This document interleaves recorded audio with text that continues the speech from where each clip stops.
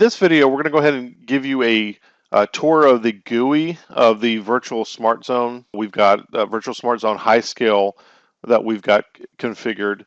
Go ahead and go through that interface. So just know that there might be slight differences between a high scale and essentials on some of the configuration screens, but in watching the videos, you'll get a pretty good understanding of the different options that are available and some of the menus, but again, they might be slightly different. So let's go ahead and log into our SmartZone. We bring up the interface, and then what we're loaded into is our dashboard. So you see here on the left, we've got the dashboard that's highlighted. Initially, when we look at this particular interface, you notice that you've got a very simple menu structure on the left. Makes navigating the GUI very easy and very intuitive. We have these three bars here. Later on, when you're through with most of your configuration, you can go ahead and select on that. That will go ahead and collapse the menus down, and then you can come back out of that clicking the button once again. But it has all our menu choices on the left. We have the main dashboard, which we're on right now. Then we have some of the system settings. We've got access point settings that will be configured. When we get into configuring our wireless LANs, we've got a menu for that. You've got reporting, you've got troubleshooting. There's different menus on the left-hand side that can be used to go ahead and look at the infrastructure that you have in the environment. So on this main screen, notice that we have down here on the left-hand side, we've got the host name of the virtual SmartZone that we've got configured or we're connected to. And then we actually have the firmware revision as well. So I'm running 3.6.1. We've got the cluster name up here. We've configured Ruckus Cluster 1, but we've got the system date and time as well. We have a filtering mechanism. So this is specific to the context of the user that you're actually logged in as. As you see here, I'm logged in as admin, but if I've got other role-based security that I have that maybe a particular user only has administrative rights to a certain amount of zones or certain zones that have been configured, they're only going to see that context or those objects in this application. So again, it is the whole application itself is based on what you have access to. So if we're logging in with other credentials, obviously you won't be able to see the universal view of everything. So we can go ahead and filter down to the zone level through this filtering feature. We have the admin over here. Again, admin is what I'm logged in as.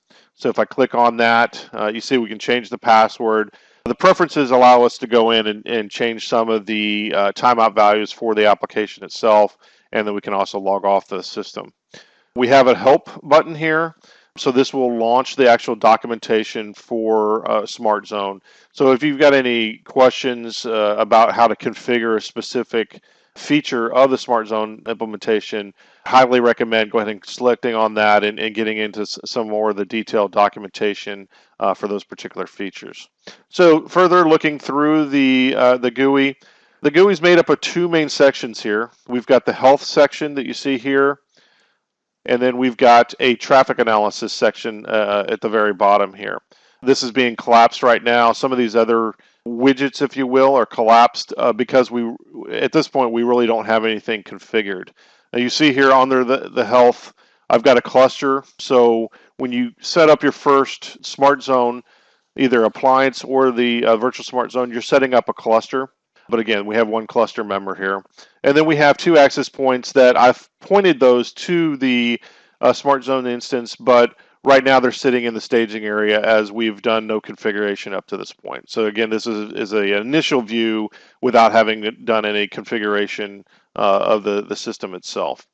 Okay, so on this health view, you've got, again, that information. If we've got clients connected, we'll have a number for that. And again, this is on the context of what we're actually, filtered down to. So you can go down to the, AP groups if you want to filter down what you're actually viewing on this health map that's here.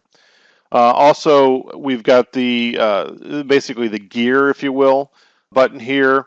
which allows us to go in and set some of the different settings. Again, we're not configured with anything, but we could go ahead and uncheck, if we don't care about the connection failures or, for whatever reason, performance, the different widgets you can check and uncheck on there.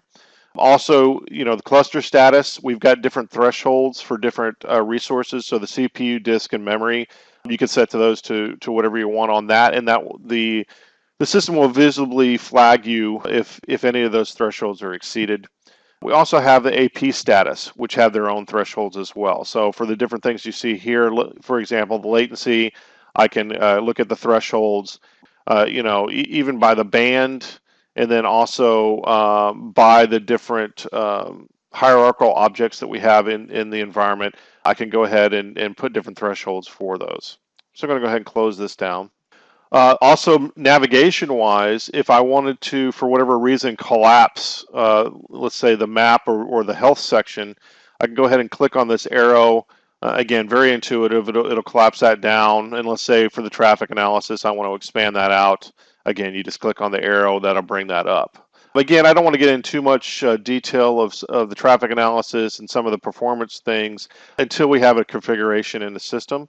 So look for a video on that as well. As you can imagine, the SmartZone, there is a lot of different things to configure to get your environment up and running correctly. This is kind of the end of this tour of the GUI, and then just look for more videos for us on the SmartZone 3.6 implementation.